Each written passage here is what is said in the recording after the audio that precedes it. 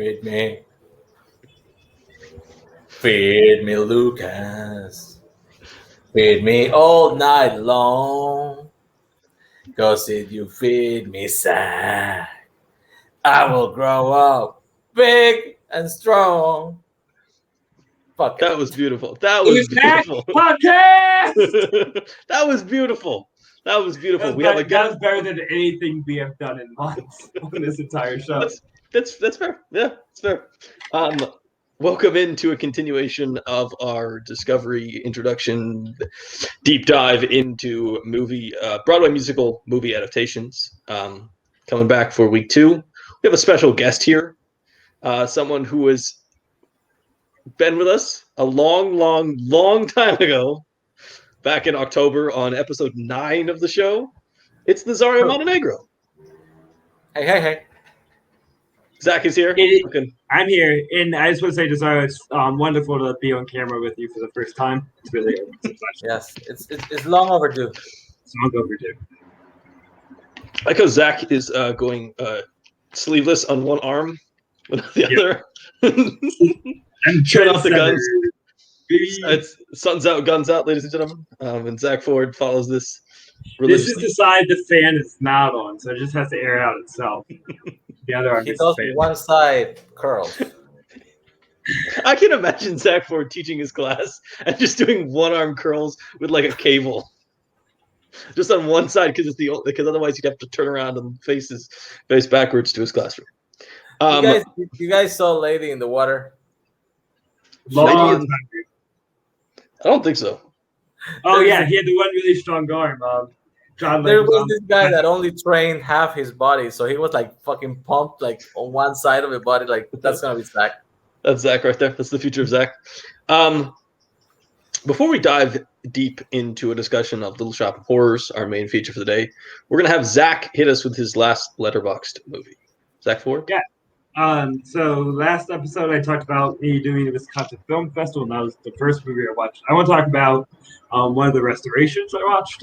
Well, this actually wasn't, I even think, a restoration, but it was in a pairing with a movie that discussed this movie, which is Fellini's last film, The Voice of the Moon. The reason why I want to talk about this one too is because Fellini is a fucking weirdo.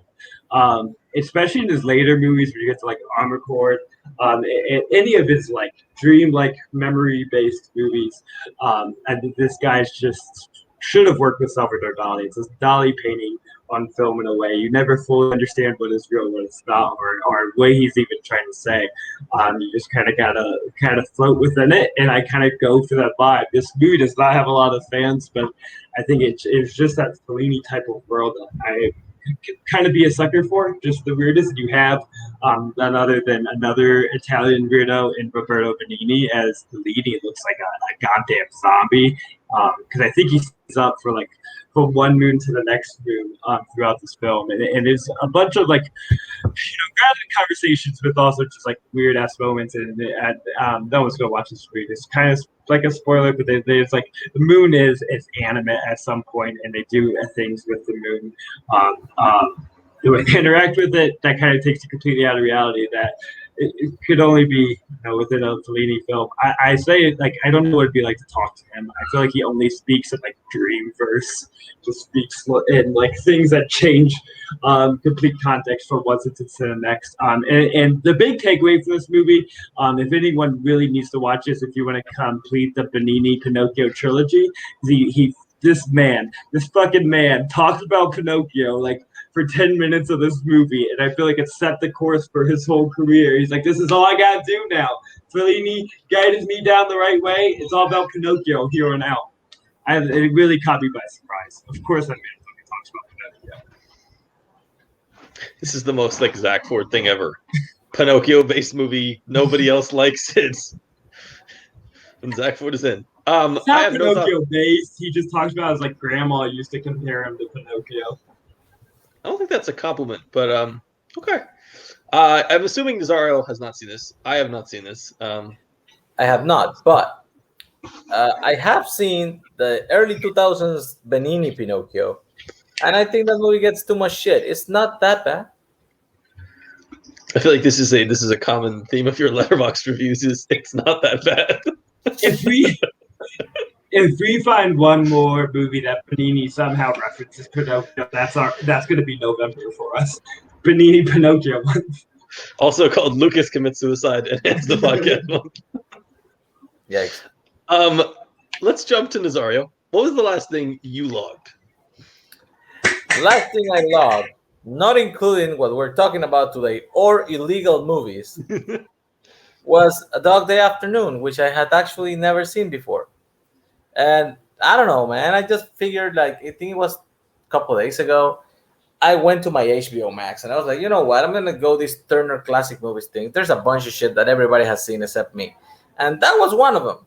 And I thought it was pretty great. I mean, I I didn't get to the level that everybody does with it. Like everybody puts like 5 stars, classic movie, top 100. No, maybe it's a thing that I have seen other movies with similar premises after. And yes, they probably ripped this movie off and they took ideas of this and shit, but I cannot change how I watch things. I think Al Pacino is great in it. I think Chris Sarandon, who is actually, I didn't know it was in the movie, is actually pretty solid as his boyfriend slash girlfriend, wife. I think they got married or something. But it's an interesting character, and I did not expect it from this movie because the first time they mention his wife, they straight up show his actual wife and kids, like his family, and then turns out that he has this side family with Chris Sarandon that's called Leon, which is actually pretty great.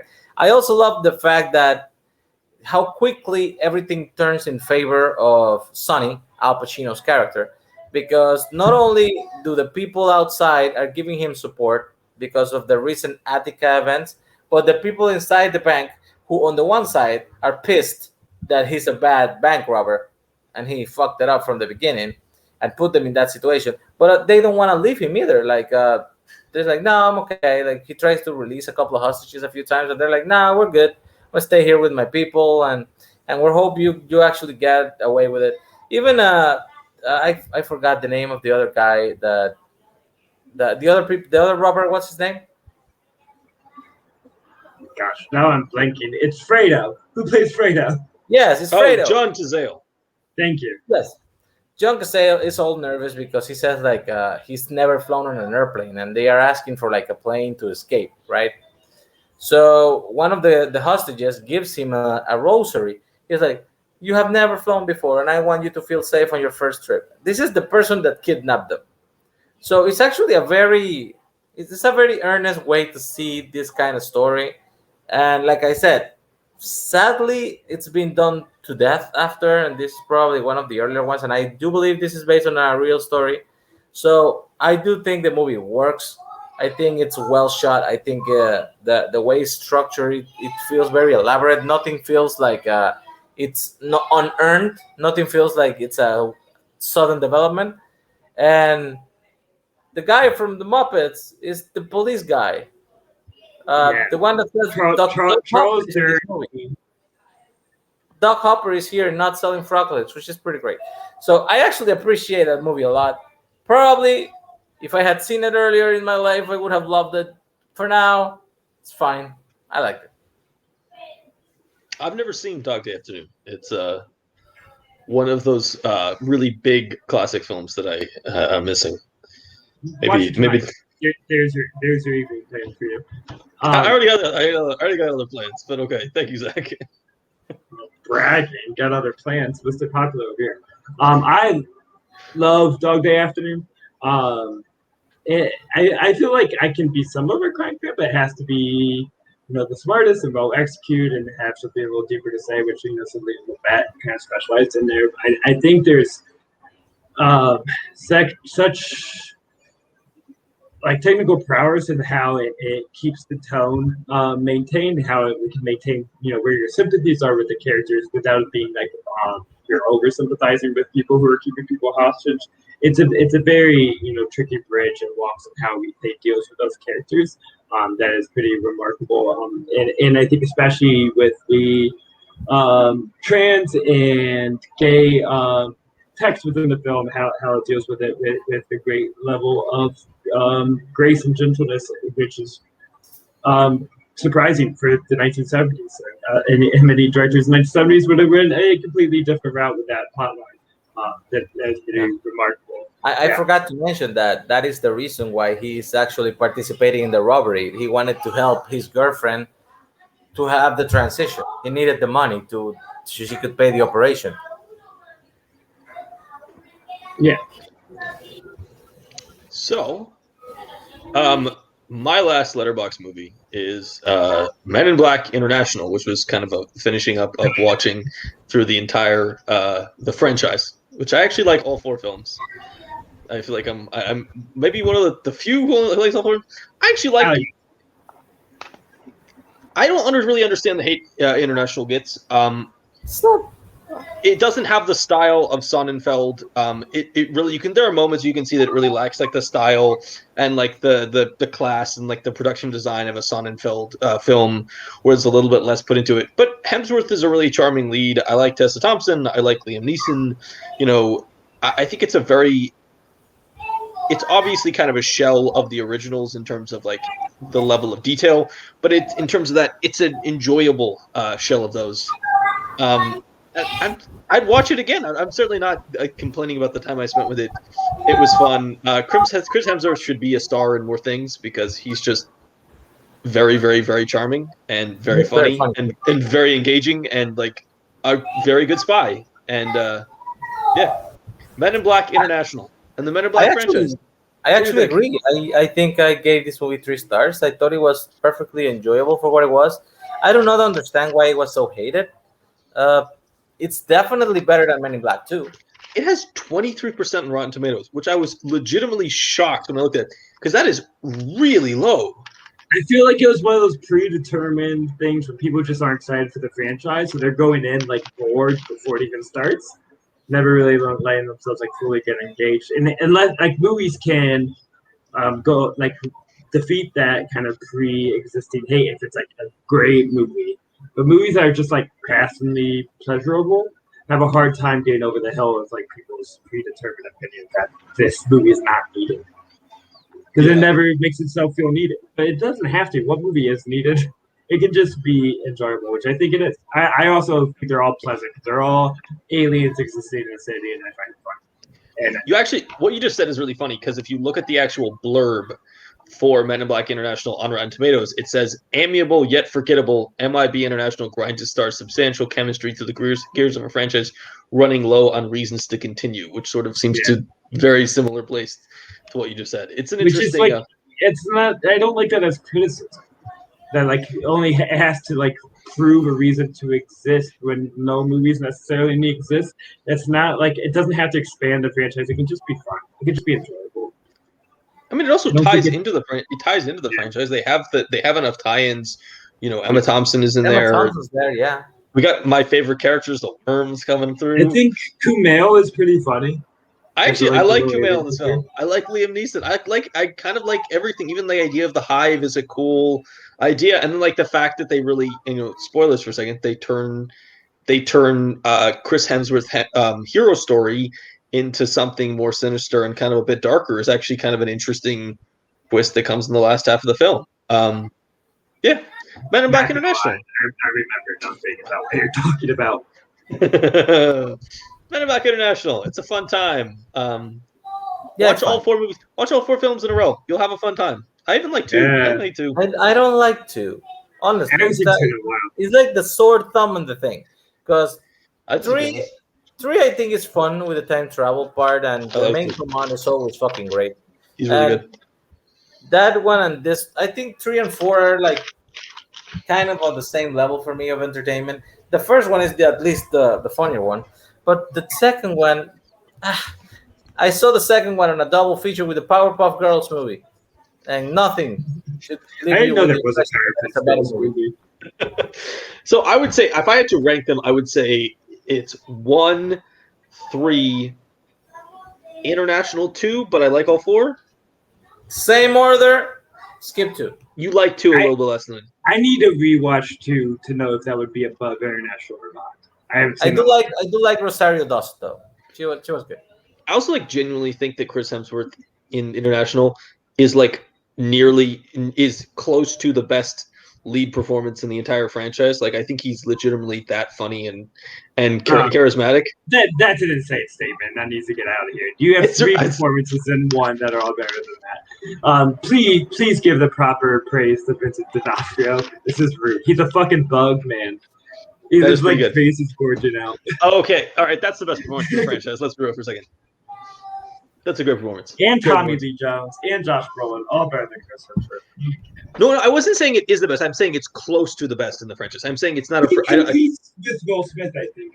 The disrespect on Big Willie. Can I be honest? I like Hemsworth more than Smith. I think he's more charismatic. I think he's funnier. I think he's more engaging. I think he also just like Will Smith is a little goofy at times to me, to the point where you stop believing for a second that he's a competent agent. Tessa Thompson's more the Will Smith role as far as at least in one, as an agent like coming into the game. Yes. To be fair, that's actually I actually appreciate the fact that I think that when you look at Thompson and Hemsworth, you're expecting one of them to be Smith and wanting them to be Jones. I think the fact that neither is actually kind of a good choice that they made to like let them have their own version of chemistry, their own like back and forth. Yeah. Now we've talked about the Men in Black franchise for 35 minutes. I thought this was about to be a low-key Men in Black pod. We can do Men in Black month sometime, Zach. Oh my god. I would do that. I'm just saying. I'll throw it out there. I would do that. No, we're going to do Bug Month. We're going to talk about Men in Black 1 on Bug Month. Let's talk about Worms Month. This is what you should do, Lucas. You should watch the 4 Jaws movies and the 4 Men in Black movies and compare each one to the respective movies. Ooh. See which one wins. Okay, so I can do this right now. You want to do this? Jaws 1 is better than Men in Black 1. Yes. Jaws 2 is better than Men in Black 2. And then it's flipped for the last 2. It's 50-50. I'm not sure Jaws 2 is better than Men in Black 2, but I really like Jaws 2. I haven't seen Jaws 2 in like 20 years, so I might take your word for that. Jaws 2 is very similar to Jaws 1, but I think in a very enjoyable fashion. It's not original or particularly new, but I think it hits a lot of the same beats and is really fun, and you get bird shark. So that's I actually like that they burn it because that's what was on the ride in Universal Studios, and that's fun. It's a fun moment. All right, let's jump ahead to our main event of the evening, which is, of course, Little Shop of Horrors, the 1986 black horror comedy musical directed by Frank Oz, based on the off-Broadway play, which then I believe went for Broadway for a small period of time, which was also initially based on a Roger Corman film from the 1960s. Of the musicals we picked, this is the only musical that was not successful in its actual musical form. It's not famous. It's not particularly well known. It doesn't have like.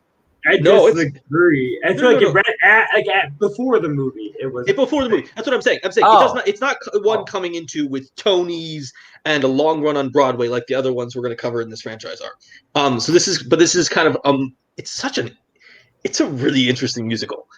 Before we get too far into that, let's have Zach Ford give us a plot summary. His favorite task. Let's do this. So, there was a total eclipse of the sun, which I can only remember because of similarities to the song. We should have sang Total Eclipse of the Heart at the front. Anyways, there's a total eclipse of the sun that brought a little demon Venus flytrap plant into this flower store. Where 3 people work.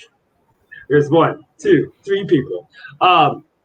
And this flytrap starts to save the store because it's a unique and attractive plant they could put at the window and not the droll flowers. They make this look like the ugliest flower store that has ever existed and that no life can sustain within this building. But this plant, because it's so odd, brings Christopher Guest and other people in the window like, I love your unique and attractive plant. Or it might be interesting plant. I'm screwing this all up. And all of a sudden, people want to buy flowers because there's this cool plant in the window. Turns out the cool plant feasts off of human blood. That like 1 drop of blood makes her grow 3 sizes that day. And to where Rick Moranis, who is the lead guy, He's like kind of a botanist, but not really a scientist, like the plant caretaker.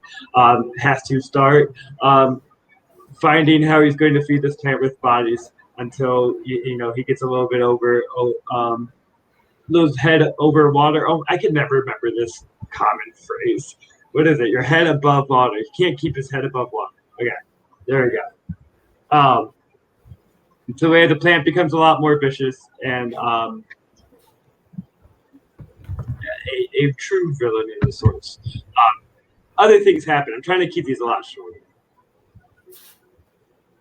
Yeah, And basically they sing a bunch of songs.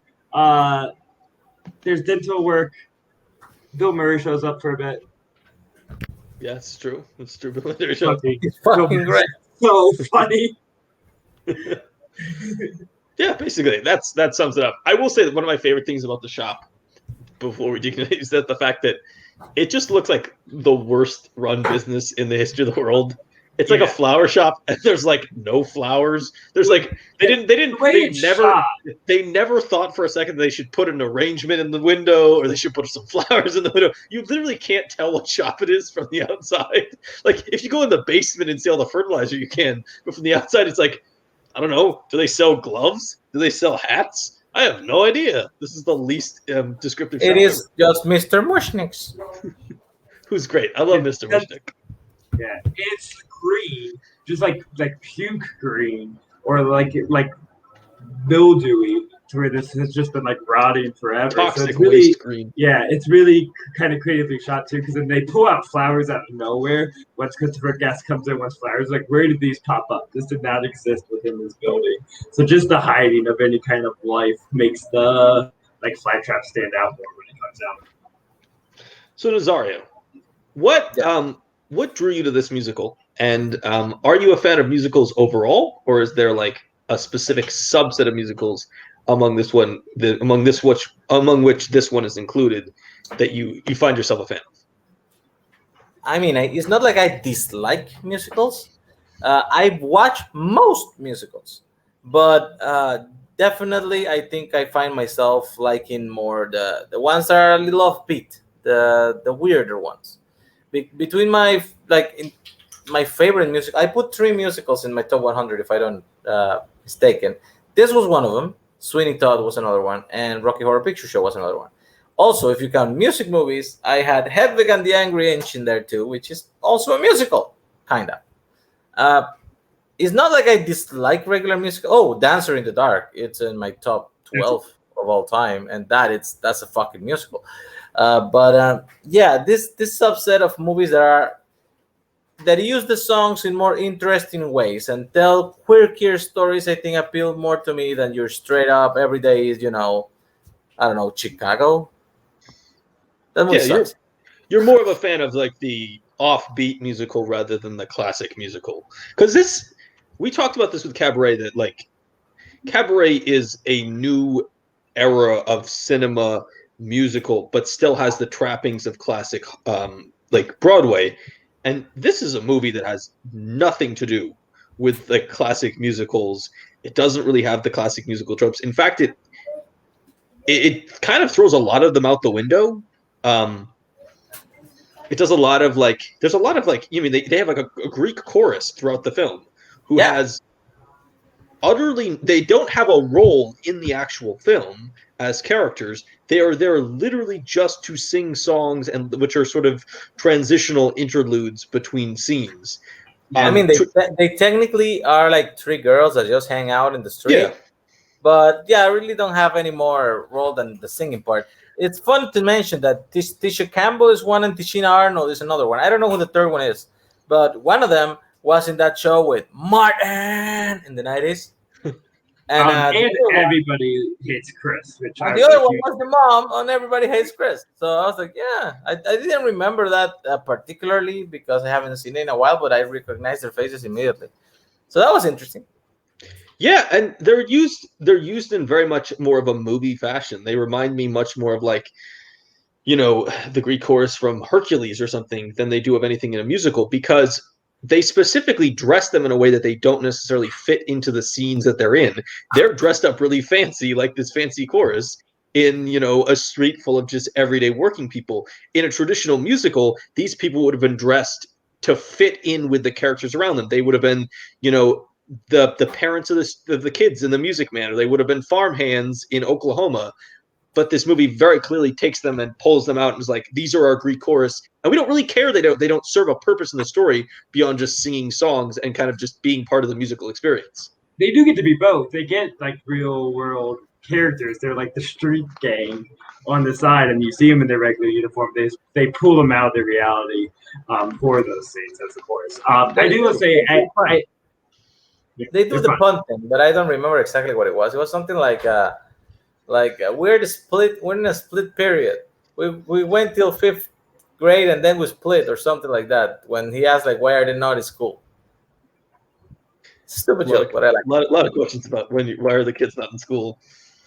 I do want to add, when you were kind of putting this in context of the genre and how it was different than the classic kind of Broadway musicals, is that I don't know enough about musical history to speak about this with too much accuracy or intelligence, but I do think there has to be like a lot of influence with that more alternative comedic musical, like Broadway stage musical genre that is like super popular in public today. Thinking of like Book of Mormon and Avenue Q. It seems like this definitely started based on how you can genreify the musical elements and make it a little more adult and risky. Yeah, I mean, you're right. This is kind of a new wave of musicals. And in some ways, you can look at this and say, this ran off Broadway in the early 80s and didn't make a Broadway run till the early 2000s, which is sort of the time period right before a lot of those things you were just talking about, Avenue Q, kind of the weirder, more wacky musicals start to really merge. Another thing that this movie does that's very much different from the classic musicals of the era is this movie is a completely movie-based cast. They don't try to carry over actors from a play, which is kind of the classic choice. Typically old classic musicals would grab a lot of the cast, recast maybe one of the leads so they could get somebody more famous. This movie basically just gets movie people to be in the musical. And it's interesting because now we have the problem where they do this a lot, but they often have trouble finding people who can sing. The fact that they were able to pull people who actually can sing, I did not know Rick Moranis could actually sing.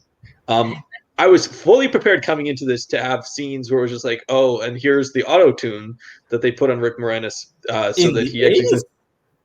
Or just editing or having a cover singer or somebody for him. That's right. Like, where's his Natalie Wood and stuff like, no, not Natalie Wood. I'm forgetting her name. I'm going to blank on this. Ellen Green in this movie is surprisingly great. She has fucking range when she sings. The girl that plays Audrey, she has one song near the end of the movie where she just goes full range when they are fighting the plan. That was like, wow, she can sing. There's like she has so much strategic control in her voice, both like talking and vocally. Like she'll have her little like timid singing. There's like random times will like explode out of nowhere to where I think it has like much more comedic function. And the other thing you mentioned about the casting, it's interesting that it actually still happens. Like just off the top of my head, I thought of two things. Like one, Rent in the early 2000s. They basically aged up everybody in the movie so they could use the original cast. So instead of being 20-something artists that refuse to pay rent, they're 30-something artists that refuse to pay rent. And they do the one recasting. They do the one recasting where they add Rosario Dawson to the cast as the actual more mainstream and star. actually made me hate them more because if you're 30-something, you should pay your fucking rent. Other than that, it's a less appealing concept of bohemian poverty is a less appealing concept when you're 10 years older than you were in the original play.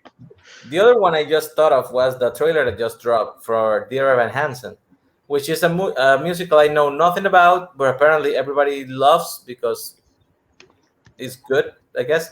But the guy who plays the main character, Evan Hansen, was a teenager or close to it when it was a musical in theater. But now that they're finally making a movie, they brought the original guy, and he looks 25 years old playing a high school student, and it's kind of weird. Yeah, yes. I looked this up. He's 28 years old, or will be 28 by the time it comes out. From what I understand, this musical is very popular and also incredibly problematic, and its emergence to a mainstream audience in film could be sort of the death knell for the entire idea. If you ask people in our community, like everybody's like, I'm crying with this trailer and I love it. I was like, cool, it looks fine. Let's see what happens. Let's talk about Rick Moranis. Kind of a classic 80s guy, lots of supporting roles in comedies. This is interesting for him because you have him play somewhat the traditional Rick Moranis character, but then you also sort of make him like a star and sort of the love interest, which is maybe a little bit less Rick Moranis than you would see in a lot of other stuff. He's a straight man in a lot of ways. Like he doesn't really get comedic bits. He's just reacting to, everything happening around him, which is weird for Rick Moranis because he still like has his dorky appeal, but he's kind of the normal guy in the center of it all. I actually really love how they handle his whole character when he goes to the darker part of the movie, where he actually has to be how the hell he's going to feed the plant, because they managed a very particular thing in balance in his character, because you never feel appalled by what he's doing, because they gave him an out. They make a very dislikable, testable character, the one that he has to take to feed the plant, and they don't even make him kill him. They find a way to get around it, so he doesn't even have to do that. He just has to chop him up. Yeah, they keep your sympathies with him. They don't want you to start to hate him, see him as a dark killer. It's smart. He does chop up the body, though. Well, it's a nice way to have your cake and eat it, too. You still make him do some kind of heinous act. That's forgivable. Well, they also do the smart thing where they set up his first moment of violence be against a character that you deem as the most despicable character in the film. Yeah. It's the idea that if you is that your audience won't necessarily find his actions great, but if you make his actions be violence against somebody that your audience hates and is seen as the worst character throughout the film, then he'll be able to get away with it more. He'll slide by better than it would have been if he tried to like kill some random person that we don't necessarily think of as evil going into it. Yeah. So where he can be, they set him up almost like he can be this like justice hero, like a Dexter-like character in a way. Sweeney Todd. You're Sweeney Todd. It's a little bit. It's the Sweeney Todd thing. If you set up Sweeney Todd, you don't necessarily like his actions, but if he's going after somebody worse than him, you're more likely to slide along with it. Which is why the twist at the end of that movie works so well, because he fucks up because he loses focus on what he was doing in the first place. But there's another scene I want to talk about with Rick Moranis, which is the second person that they feed the plant, which is, sadly, spoiler alert, Mr. Mushnick. Because I feel more like that scene. It takes actually a little bit more from the Seymour character than the first one, because the first one is straight up bad guy, dead, chop him up. You need to do this. He was hitting Audrey. He was being a jackass. Is dead. Mr. Mushnick is a nice guy. He actually doesn't call the police when he sees the guy chopping him up. And he even offers him a deal. It's not the best of deals, because the guy's still a businessman. But he says, "Hey, I don't want to see you in jail. I'll help you get out of here. I'll put you in a boss or something. You get out of here and whatever. I'll keep the plan because But still, you're being really nice to Mr. Mushnick, because I think this is being put up as blackmail. Like this is when you're supposed to lose trust in him and be okay with it being murdered, because he's blackmailing. I mean, technically it is, but I honestly feel like he came from another place. I don't think he originally came straight up as blackmail. I think he did care for Seymour some. And the fact that Seymour just shuts up while the plan slowly gets near and prepares to devour the man, that made me think like, dude, the guy really actually just tried to help you out. What the hell? But also, I think that they one thing they do is Seymour has one action of violence against the bad character, and then all the actions of violence after that are sort of Seymour losing control of the situation. Even the Mr. Mushnick thing is like Seymour lets him die, so like you can hold him somewhat accountable, but he's not shoving Mr. Mushnick at Audrey too. He's not forcing him. It's he's sort of just Yeah, no, he's sort of just a crappy bystander who's not doing anything to make the situation better. And I think that's part of what works is like it's very believable to you that Rick Moranis is not in control of the situation, that he started out with some dumb plan where he was going to feed blood to a plant, and then the plant got really giant, and then suddenly Rick Moranis is kind of this plant's bitch and doing whatever the plant wants. Like he has no idea what he's doing. Every fucking finger with like fucking band-aids. It's a great scene, and then like the fact that every time he talks to somebody, he tries to hide his hands because it's really weird that he has a bunch of bandages all on like the tips of his fingers. It's like it's a good just like weirdness moment where you're just like, oh, this guy is like literally like pricking his fingers. Something with the way he does it too, where he doesn't just he cuts himself. And rather than just like hold his finger and let it like drip down into the plant, it's like the act of squeezing it. It's very weird and bizarre. In some ways, it's very effective because it just makes the character like he's such a weirdo. He's like doing these little nicks, and then he's like squeezing. He's like milking his blood out like he's an orange or something. It's like, what are you doing, man?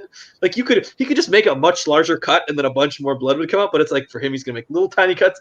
And in some ways, it's like I think an idea that like, oh, he's a complete coward. He can't stand pain, so he's gonna take these little tiny cuts, and then he's gonna try to squeeze his blood out into this plant to feed it.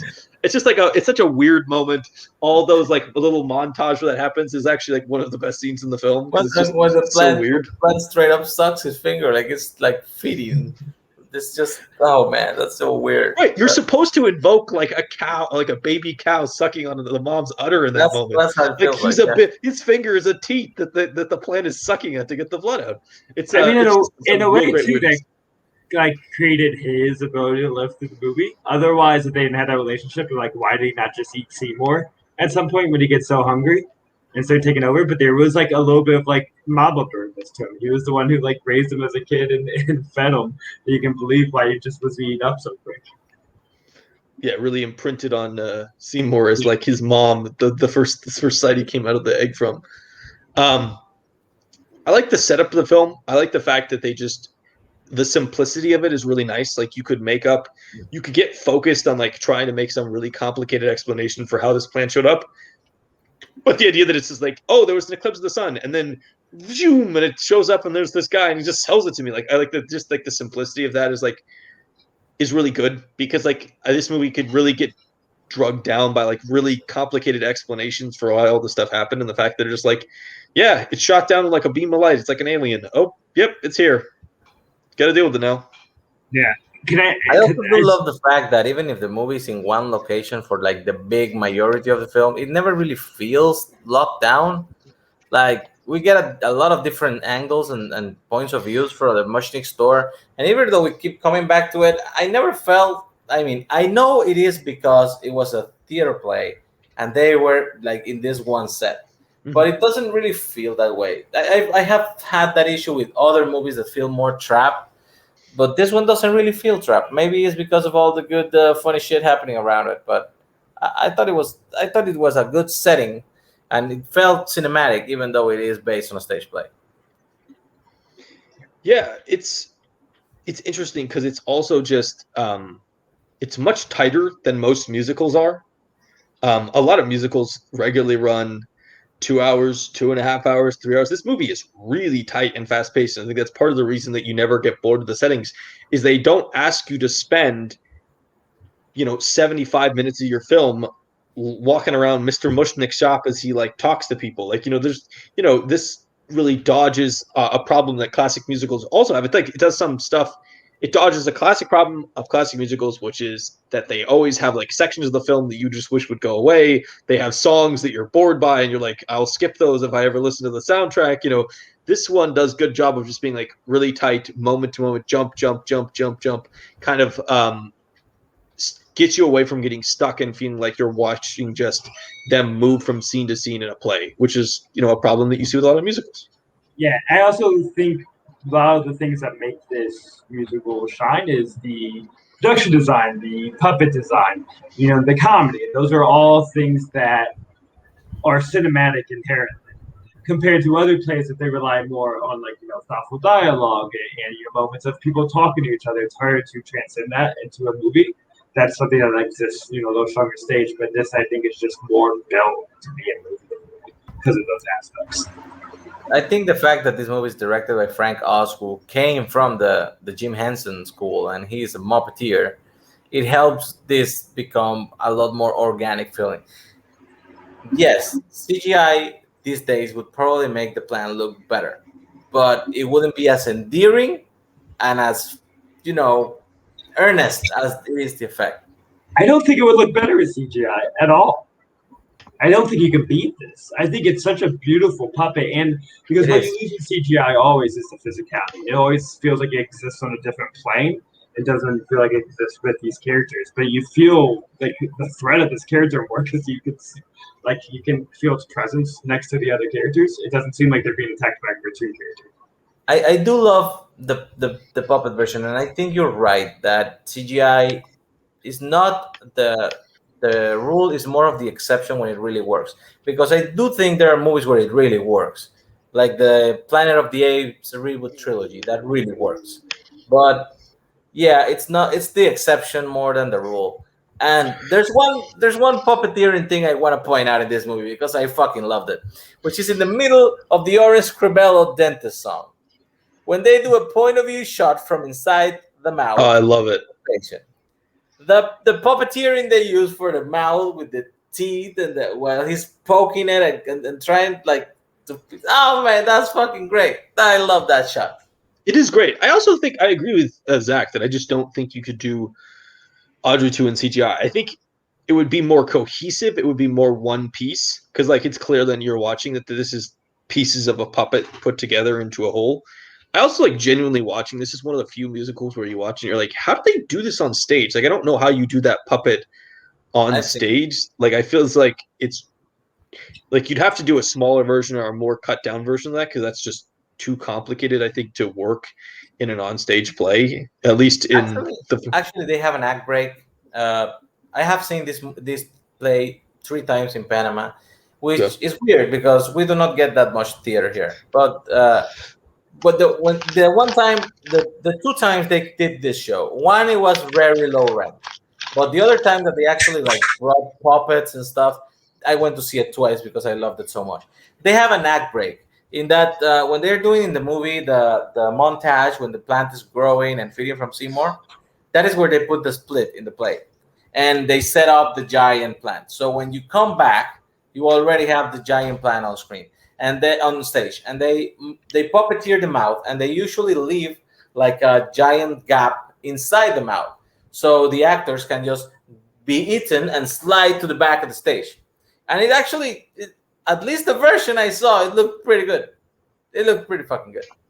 And The I only think problem with that is the moving around. The plant doesn't get to move around the stage. at least what I have up on Muppet Wiki, the most important website Muppet Wiki, is that it's also partly animatronic.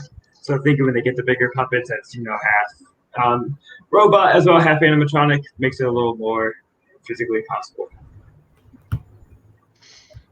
Absolutely. Are we going to full in on Audrey now? Are we just going to talk about Audrey or Audrey too specifically? Let's talk about Audrey first.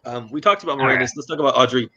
I will agree with what you said earlier. I think there is it's such a controlled over her voice, both speaking and singing. Like the first time you hear her talk, you're like, oh, I really hope you don't sing in this because I don't want to hear this singing.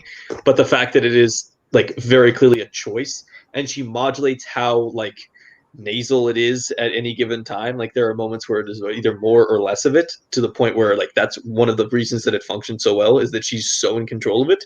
And so she can go from being really nasally and then when she's talking to then singing, and you can actually like belt out a full-on ballad. It's quite impressive. It's quite I'm impressive. sorry, doctor. I'm sorry, doctor. I think she's so funny.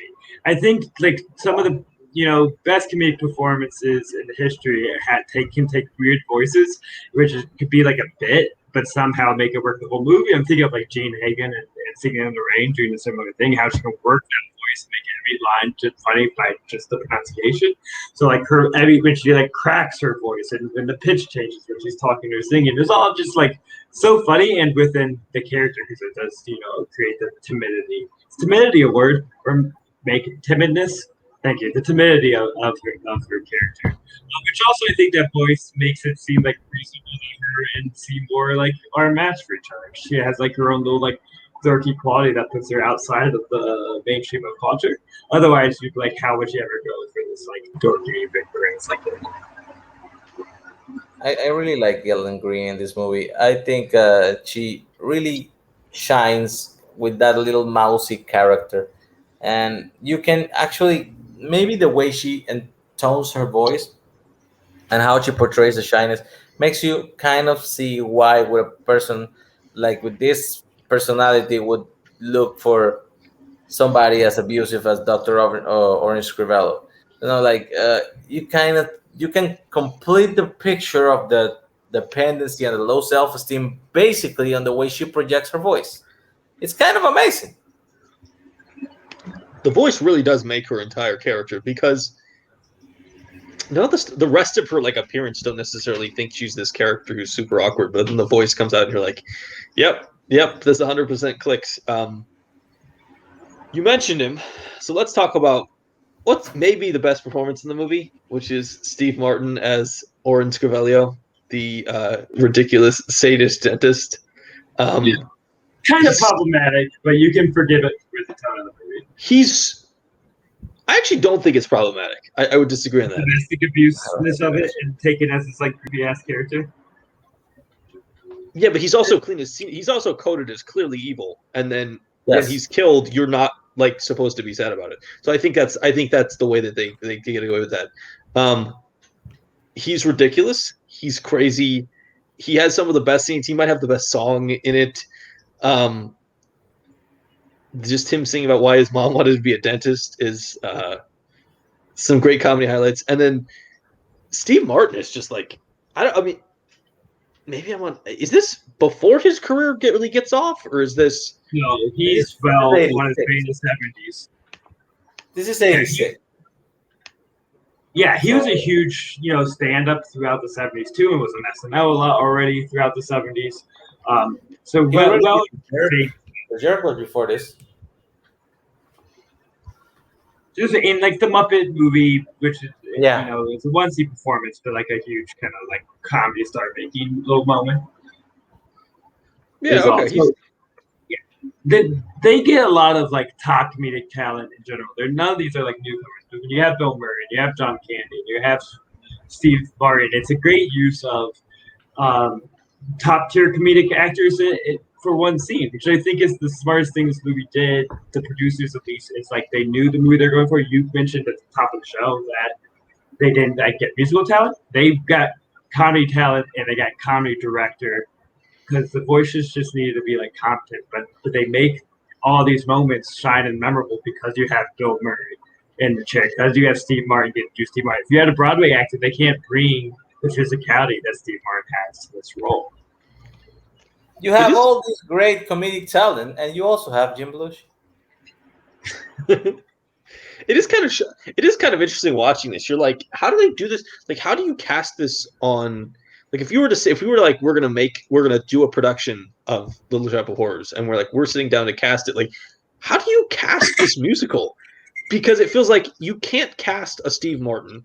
You can't cast for mostly, like, you would have to figure out a completely different take than like the major work on the field. Like this movie is kind of like the biggest version of this like material, but like you couldn't sit down if you were like directing a community production of this and try to figure out, well, can I get a Steve Martin? Like, you can't fill any of these roles. It's such a weird musical. Like, if you sit down and you wanted to cast Cabaret or something, you can figure out a way to get somebody to play those archetypes. You can do the same thing with some of the other movies we've covered, a lot of musicals. Like, I have no idea how you'd even sit down and try to cast like a local production of Little Shop of Horrors, because like you can't find people. There's no one you're going to find who can perform any of these roles in the way that they're performed in the movie. And like, or Steve who'd Martin want it for 3 minutes? Like, who's going to come and do the radio DJ like John Candy does? But it's just a 3-minute role. Anyone that has the skills. Well, to be fair, in the theatrical version, Arthur Dent, which is the sadist that wants the Scrivello to hurt him, is not that big of a role. It's just like more of a one-line joke. And same with the John Candy role. It's like they go to the news, but it doesn't really. They don't even point out, or sometimes they don't even have and DJ. He just like does an interview, and I think you can find people to be most of the roles relatively okay. But yeah, the dentist one is the one they always messed up because they go either too dark or too funny. They can never find the balance that Steve Martin actually finds in this movie. And by the way, the fact that he's also doing kind of an Elvis impression the whole time through, True, true. it's actually pretty sweet. I like how he just does like the shake and the kick to lift people in the chair. I love that shit. And when he does the my favorite bit is the bike bit. Like how he just jumps off the bike and looks at it like, huh, and it stops. It's a good move. It's a good move. They do it like twice, and I love that every time. But you're right. Something I It's want to So I want to hear your thoughts on because this has occurred to me when watching him in this. Is I'm a huge Steve Martin fan. I say Steve Martin Muppet movie is one of my favorite one scene comedy performances, which now could only be competed with Bill Murray in this. I think can also easily be on that list for one scene comedy moments. But what I noticed about Steve Martin is I was like, why do I love him so much, but I can't stand Jim Carrey? And because Jim Carrey, I feel like has a lot of influence with what Steve Martin does. There is that like kind of exaggerated and a lot of motion in the faces. But I think Steve Martin just knows when to tone it back and still to be somewhat human and not be completely out of this world. This is kind of the connection I was making. Or maybe I'm just hypocritical in liking one style of acting versus the other. So I just want to know why Steve Martin worked. It's weird because I think you may be right about the exaggerated parts with Jim Carrey that he doesn't manage it that as well as Steve Martin did, but also on the other hand, the dramatic takes that Jim Carrey has done are way better than Steve Martin's. Yes. I just don't know if Jim Carrey's able to kind of combine a humanity within those comedy characters. He just has those in two separate sides, and they can't mix in the middle. And then, like, Steve Martin can mix them in the middle, but never fully go into the Everybody go watch the Majestic, totally underrated movie. That's the one you're going with. that was your Jim Carrey dramatic example. I think it, honestly, if you think about Steve Martin in this film, he's just like a brilliant combination of three different components. You're right. He is doing an Elvis impression, but it's not over the top. He's doing just enough nods to Elvis that people who know who Elvis is and know his like mannerisms are going to get. He is genuinely a dick. He is genuinely sinister and disturbing. He has his moments where he's just really cruel and mean. But they also blend this with just some real ridiculous stuff. The singing, they do the classic musical thing where they have a character sing a funny song about really dark stuff and like enjoying like, you know, hurting people, but he's like, you know, he's dancing around and singing this to like a lively tune, so it doesn't come off as sinister as you thought. But he is really amazingly good at blending all these different components. So that character is legitimately scary and evil, but also like really fun and enjoyable when on screen, so that you're not unhappy when he gets killed, but also like you don't hate having him on screen because he's such an enjoyable screen presence. It is missed when he disappears from the movie. Is something that it's noticeable absent in the remaining part of the film.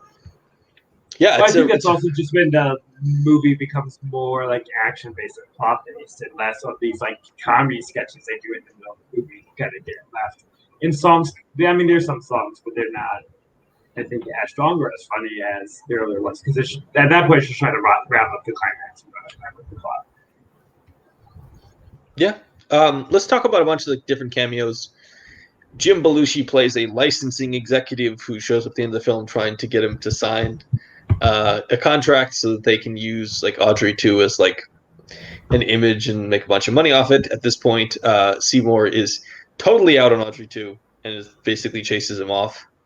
Good little moment, and kind of like it's like a real like Easter egg cameo for people of the 1980s to throw all these people in there for one scene. And just being like, you know, kind of like a fun experience for people who know who these people are to be like, oh, look, it's this person. Oh, look, it's this person. Oh, look, it's this person. Just like a fun experience for the audience. Yeah, like I said, most of those roles are in the theater play are not that memorable because they're filler, and they just, I guess people were fans of the story, or they actually, you know, wanted to be in this goofy ass thing that they were doing, that they got all these great ass talent to be in the small roles and make them memorable because you remember the DJ, you remember the sadist, You remember the guy that shows up for a minute. You remember the first client is Christopher Guest.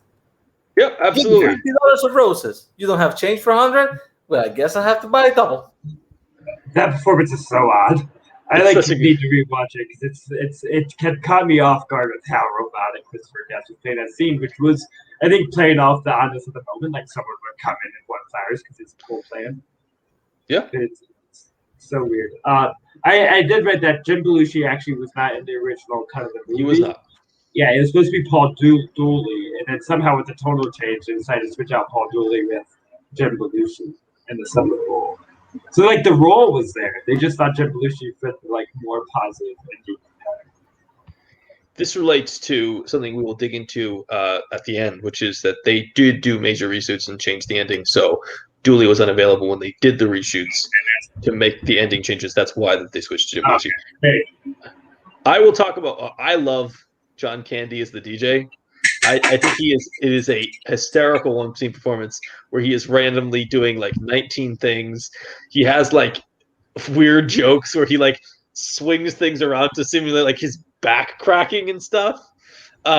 He tries to like have conversations with himself. It's like just a very funny portrait of like a completely over the top, ridiculous, trying way too hard radio DJ who's just got way too many bits, way too much going on, and like really just needs to sit there and have a quick interview, but just like will not shut up for 30 seconds to do like his basic job, which is to interview the person coming into the room. and even the welcome, when Rick Moranis comes in and he just like starts doing this bit. Rick Moranis is so confused. And he doesn't do anything because he doesn't know when he's supposed to speak. And so he keeps doing the thing and he suddenly stops and goes, "Oh, now I'm supposed to talk." Well, so Rick Moranis just constantly looks like he's confused or he doesn't know what's going on in the situation. He has a great face for just like, you just look at him, you're like, that guy looks a little bit deer in the headlights. That's kind of his constant facial expression. And it really works for film throughout the film. It makes so much. Yeah, go. I was would say it makes so much sense that you said that these like aren't really in the play. I was wondering that when it came because they are just like sketch comedy moments that don't really have any purpose to the plot. They don't have songs. They're just like this is what happens when you get a comedy team together. They come up with ideas that would just be funny for 5 minutes in the middle of the movie. Like it's radio today. My favorite still has to be Bill Murray. How he takes over the arts and dental role, and he's so fucking ready to be punished, man. Like he just goes in and he goes for his unnecessary surgery, and he has it. And the small thing, how he never shuts the hell up, and he keeps putting the things because he's so ready. He prepares himself for what's coming, and then how this disarms Orange Crivello because he likes to inflict pain. So if he's doing something painful and the person is enjoying it, then it's no fun for him anymore. Which is so fucking twisted, and I love it. And how in the end when he's throwing him out, like the fuck out of here, you weirdo, and the guy is like stealing one of the tools. Like, what are you taking? What is this? It's a great bit to have a masochist and a sadist run into each other in a scene. Just like two things who are theoretically very similar, but completely at odds in a situation that they disarm each other completely and make either character's intentions moot. It reminds me of like a great like SNL sequel sketch. Like they have the original sketch, which is we have a sadist dentist. And they give him this moment, they give him this song, and you watch him inflicting pain. And it's like, we want to do a sketch with that character again. What do we do next? It's we have to introduce his like counterpart, a masochist, the complete opposite. It's a way to evolve that comedic idea in a unique way. Once again, it's no purpose to the plot. It's a scene completely out of nowhere. He's just there for 5 minutes. He's hilarious, and then he gets out and he can be killed by Rick Moranis. It's just like he's just like a joy. He just really understands the energy to bring into this movie. You're introduced to him like jumping up on his seat and like crouching down straight up because he's so excited about what's going to happen. Steve Martin usually gets all the credit for being like the great physical comedic actor, but Bill Murray is like physically, it's just so hilarious. It's this earnestness that is expressing with his body. He makes it also very weirdly sexual, and it makes you uncomfortable for a bit, but it's funny. Honestly, it makes me think of like a Monty Python sketch. The idea of a sadist dentist running into a masochist patient is very like Python-esque, playing with like tropes and kinks and perversions and like people's weird ideas of what they're interested in, and then like throwing two people who are on the same spectrum but have just completely clashing interests in a scenario. It feels like a very Python like sketch to do. It feels very Python inspired. This guy probably has the best dental insurance. He has like his calendar filled up with dental appointments. Like, the guy I see on Monday, does this compared to the guy I see on Tuesday. His dental insurance is fucking able. Well, I think it's also just, I think it's part of the bit is that like he's a ridiculous sadist dentist who's like constantly hurting people, putting like weird jaw contraptions on people, but everyone keeps coming. That's like part of the humor of it. It's just like, in reality, this is like such a ridiculous world you've created where you've got an alien plant, but you've also got a ridiculous world where a dentist who is actively enjoying hurting all his patients somehow still has hundreds of patients showing up every week, even as they're sitting in the waiting room and watching like his torture victims walk out with all these ridiculous messed up faces and bizarre like systems of wires and face masks come through, and they're just like, yep, I want to keep coming here. I think we should talk about Levi Stubbs, who's the voice of Audrey 2. I also want to say, I did not know this. I'm going to read the names of all the people who performed Audrey 2 because this was like one of the most complicated puppetry jobs I've ever seen.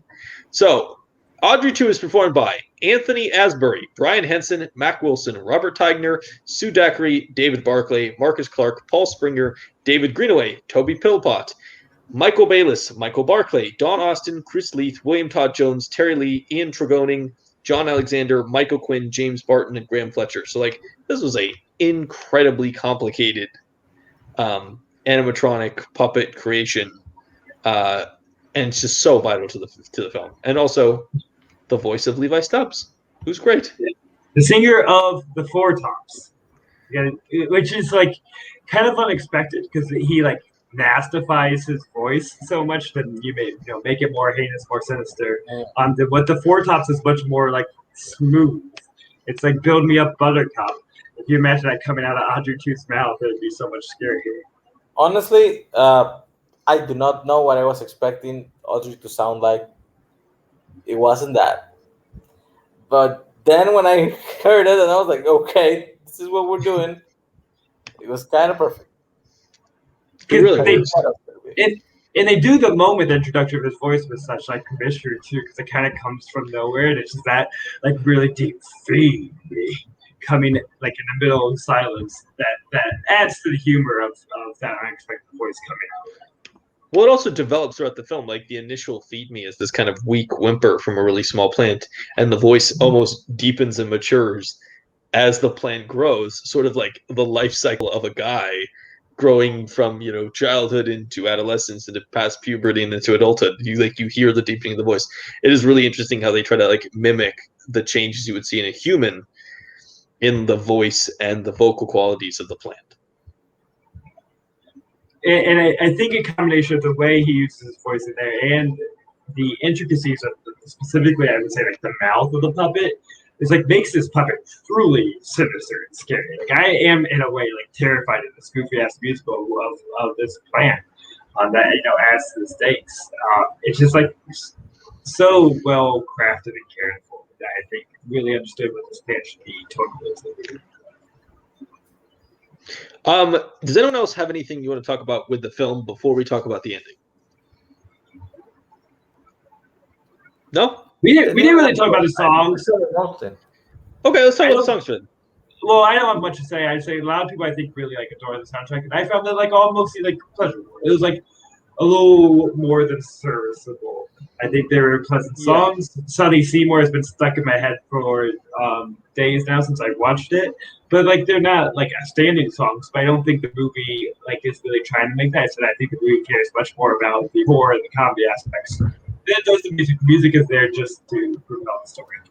I would say like the songs are pretty memorable because I hadn't seen this movie in a long time, and as soon as they start like the notes start coming, everything comes back, and I start remembering the lyrics. I think the dentist song is great. I love "Feed Me Seymour" because that's the Levi reveal, and that is a great fucking song. Suddenly Seymour is also a very lovely ballad, but "Grow" for me is one I actually kind of forgot how much I like until I watched the movie again, because when it's like I don't know, like it's just it's just a good fucking song, man. I like it, I will and admit, I like the part. What? I think I like the movie less than the two of you, and I think part of that to me was it really does lack the real high end songs that I would look for in a musical. I feel like it doesn't have anything that stands out beyond it. I think the songs fit the movie, so I cannot criticize them for being out of step with the movie. I think they serve the purpose in it. I do think for a musical, it is a little underwhelming in terms of lacking the really impressive song that walks. You walk out of a musical and go, "That's the number." I think in some ways, it's almost hamstringed by the fact that the songs are very close to each other in quality. Like there's not one that necessarily stands out so far above the others. I find them, they all kind of get stuck together and thus are not as memorable as they would be in other musicals where there's like one really big standout song. Yeah, It's they're very all interesting. It like also just catchy like pop songs. yeah, it's they're very pleasurable to listen to. They're very catchy. They're very easy to listen to. But they also none of them really try to be that impressive. There's nothing. None of these songs is like a true ballad where you get to hear somebody really express themselves vocally or have something that's Whoa, really stand out in terms of like a vocal performance. They're very much like just like my fun songs to kind of push the plot of the movie along. my understanding is that Sonny Seymour is supposed to be that song, and maybe on stage with a bigger voice does have that effect. But you have Rick Moranis singing here; he is solid, but limited in his vocal abilities because that's not what they're going for. But I think if you have a bigger voice on the male part of Sonny Seymour, it can be the bigger crowd, rising. Back. Maybe. But So I also don't listen to Suddenly Seymour and go, this is weak. I need a better singer. Like I don't listen to that song and think I need something better. So like I maybe think it would that's be more because you're impressive. sold on Rick Moranis, who just happened to have him there that you weren't like doubting. Fair, But yeah, I fair. don't think you realize the capabilities. so basically, what you're saying is that you have many, oh so many reservations. Yes. Beautiful. You can't say that for the end of the show, pal. All right. Let's talk about the ending. So, as we talked about before, they had an original version of this film that they had a different ending than is on the theatrical version. They screened it. It tested terribly. People hated it, which I understand why. After watching both versions myself, I understand why it tested terribly. Nazario may not like the conclusion I came to. So the theatrical ending is essentially Seymour returns to the shop. He figures out she's an alien. They end up getting into a big fight. He grabs an electrical cable, zaps her, blows her up. Then Seymour and Audrey get married. They go to like their perfect house, and they're all looking all happy. And then we get a zoom out, and in their garden is an Audrey too, and it smiles at us, and that's the end of the movie. In the original ending, which is then the director's cut ending from I believe 2012 is when they did a director's cut. Also, it's from the play. Okay, interesting. So is a much longer one. Basically gets Audrey to come, tries to eat Audrey. Audrey gets rescued by Seymour. Seymour then confesses to her. Audrey's like, you should. That's all in the theatrical. No, yeah, that's in the theatrical one too. But I don't remember if in the director's cut Audrey 2 eats Audrey 1. In the play, She does. She In the does eat play, her, and then Seymour tries to kill himself and gets stopped by Patrick Martin, and then he tries to kill her this time, but he doesn't, and then she eats him, spits out his glasses, and then everybody starts buying Audrey 2s all over the country. It becomes this big consumer thing. They all start attacking. Supposedly the guy came back. Supposedly the guy played by Jim Belushi comes back, and he looking for Seymour, and he could that is not in the movie cut, but it is in the play. The guy comes back and looking for Seymour, like, hey, did you change your mind about the plan? And since he doesn't find him, he just grabs some of the butts from Audrey 2 and takes them, and starts selling them. Right, and then Audrey 2 goes crazy all over the country. I believe that what happens in the movie is that Audrey then goes and has the fight with Seymour, eats Seymour. Then Audrey split over the place, destroying stuff and eating people.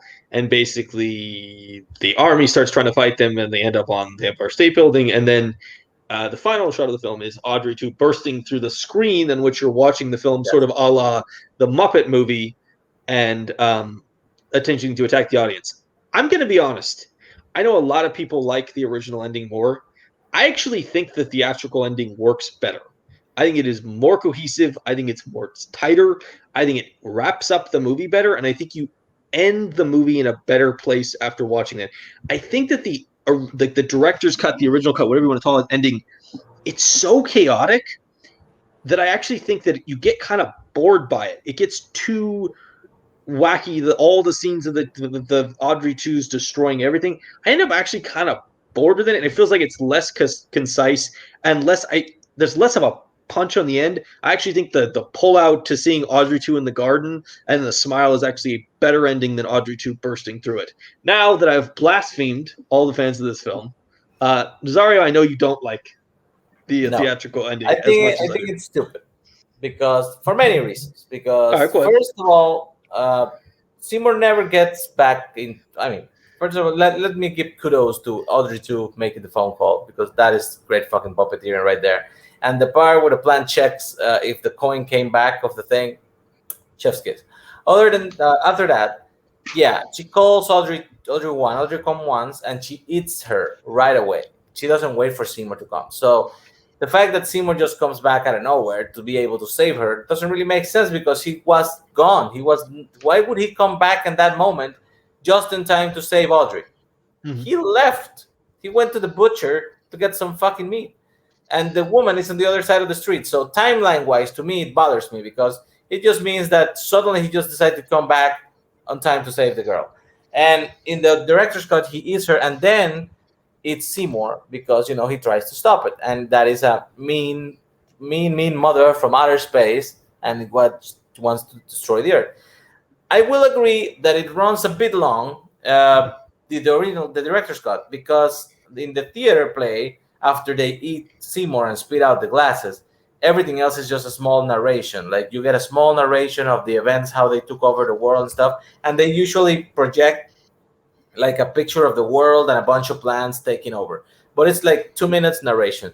They kind of wanted to do the visual version of that and went all out. They put the scene where the people are fighting for the Audrey 2s in the stores, and then they said how some months later they grew up and they started destroying the world. And you get the Godzilla kind of shots of 3 different giant plants attacking New York City, eating a freaking subway car. And I don't think it's the Empire State Building. I think it's actually the Statue of Liberty. That's right. My bad. My apologies. You're right. Yeah. It is the Statue of Liberty. Then they are in the top of the Statue of Liberty, and I love the Gremlins 2 Muppet movie effect if they break in the screen and trying I'm gonna aid you too. And I just think they wanted to milk the idea of what the ending of the play was as much as they could with the budget they were allowed, and they used incredible puppeteering for this. This thing is visually very, very impressive. But I can accept that if you're not into this type of puppeteering movie stuff, it might feel a little bit on the long side. You can shave probably 2-3 minutes from it. It's like 10 minutes long. You can shave like 2 or 3 minutes on it. It would be feeling more tight.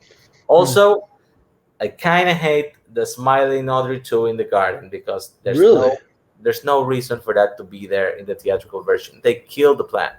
If the plant's dead, how the hell did the plant? There are other plants from outer space. Did you see a lightning? You didn't see the lightning, right? But we don't know that was. I was only New York. It could have been somewhere else. I actually do like. I like your idea. My nitpick Keith on the little plant at the end is like they learned their lesson. That plant was about to die before blood dripped on its mouth. He's not going to feed that plant. He's just going to let it go to death from hunger. Yeah. Or potentially that plant is evolved and changed and mutated, and now maybe doesn't need flesh or can subsist on its own. Who knows? I actually do like. I like the idea. Reasons they said for the changing of the ending is that people were saying that it was a depressing ending. It was a sad ending. They didn't like that Seymour died and Audrey died and the world ended. It's stupid. Deal with it. It's a fucking ending. But you can also understand why an audience in the 1980s watching a musical would be like, this is a real bummer. It makes sense. people who like that genre is built on happy endings for the majority of the time. You can understand why an audience would be. I actually don't, because I don't agree. I don't agree that the problem is that they are both dead. I do think that ending is bummer because it is just kind of long and drawn out. I actually would have been much happier if the final shot was, rather than the plant smiling, was the plant spitting out the glasses. I think that's more impactful than the whole thing they went on. I just think it's so long, all the plants like taking over. I think it's just, I understand what they were trying to go for. I think it's a lot of cool shots, but I don't think it works as the ending of the story. I feel like it's a fun exercise in trying to do something with all the puppeteering, but I don't think narratively it's a particularly impactful ending. I think your audience is going to walk away from the movie before it's over because they'll get bored during the 10 minutes of Audrey 2 like rampaging around the country. I didn't watch it. This is why I'm really quiet during this past 10 minutes. That's fair. That's fair. It's a really, I think both me and Nazario agree, it is a vastly different time difference between the two endings. Like, one ending is much quicker. Like, I think the theatrical ending is like 3 to 4 minutes versus like 11 or something. It's a really Yeah, significant difference. if you count the whole sequence where they are eating Seymour and they are actually like vocalizing like very slowly. If you count like all that section and then the attack of the plants, it's probably like 15, 16 minutes. I think the YouTube video I found of it was like 12 minutes long or something. Yeah, something like It's that. it's it's quite long. Let's how about some final thoughts? Zach, final thoughts on Little Shop of Horrors, a movie you pushed really hard for to be included in Movie Musical Month. I think because of its weirder aspects and the Muppet connection with having fake gods. My last thought is I did the whole time. I'm just like, what Muppet aspects other than the puppet is there? Like when you have fake gods, pretty soon after he does Muppets Take Manhattan, a year or 2 years after. What connection can I make? And I do think a lot of those comedy moments, the cameos, just ring of Muppet movies, bringing in specific moments for skits. They're like bringing in one funny puppet to be funny for a scene, and that giving all the time and after that. That's like Bill Murray is that puppet for that moment. So I liked it from that viewpoint. I have such a thank Oz, like super fandom. He's the only Twitter I read because I'm crazy. So that's the aspect I really enjoyed it, and the puppet's beautiful. So I can appreciate it as a puppet fan. I really liked it.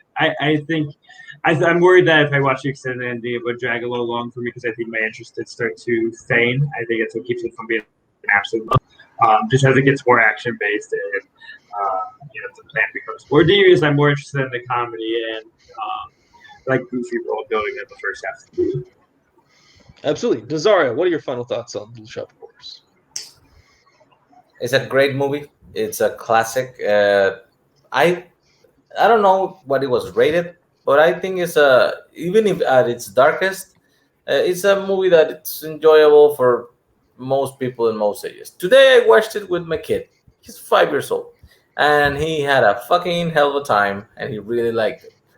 And yeah, I think the director's cut that is more integral and more like faithful to the theatrical version is the best version, and that is the version that I gave 5 stars to, and is in my top 100.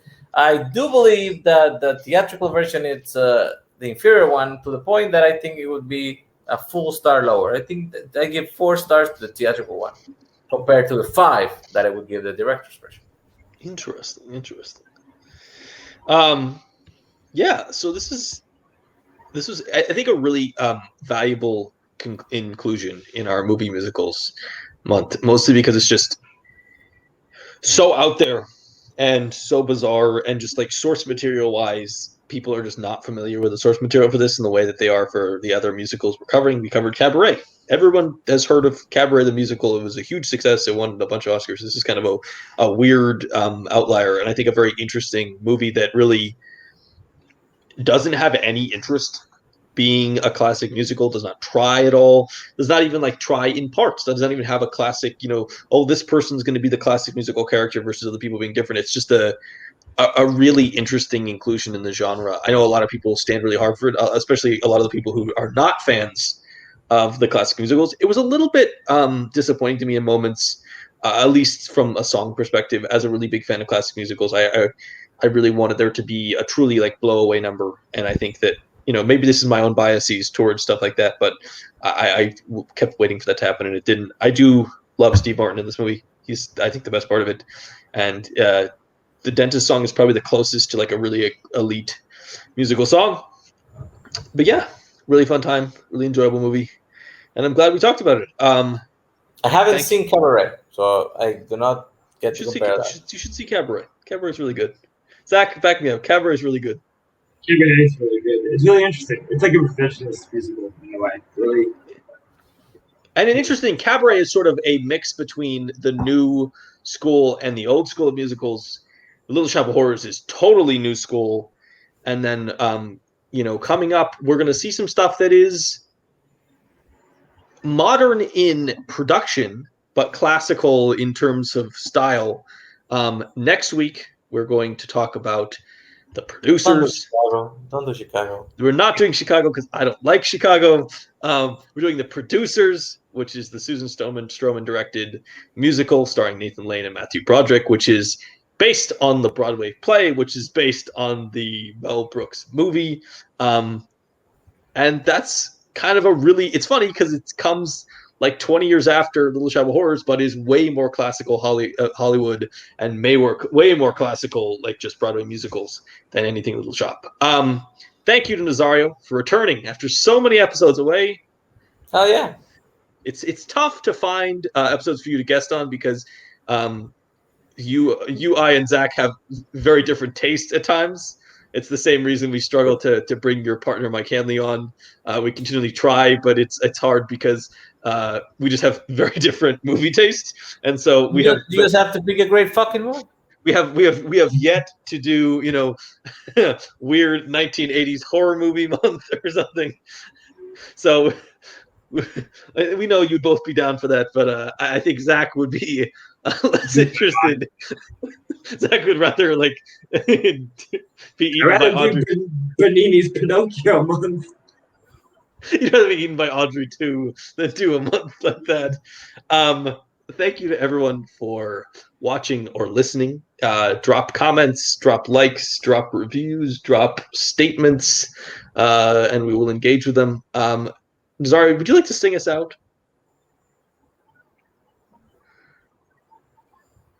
I don't know which one I could sing. This is great airtime. It's great podcasting right here. I'll set the beat, Hey, nah. I'm prepared. Okay, hear it. Go. Okay. Suddenly, Lucas is here to provide you sweet understanding. Podcast your friend. I skipped to the wrong fucking phrase. So we're going back to Suddenly, Zachary. And I need you more than ever. So if you want to hold me tight, we'll be holding on forever. There you go. Total Eclipse of the Heart right there.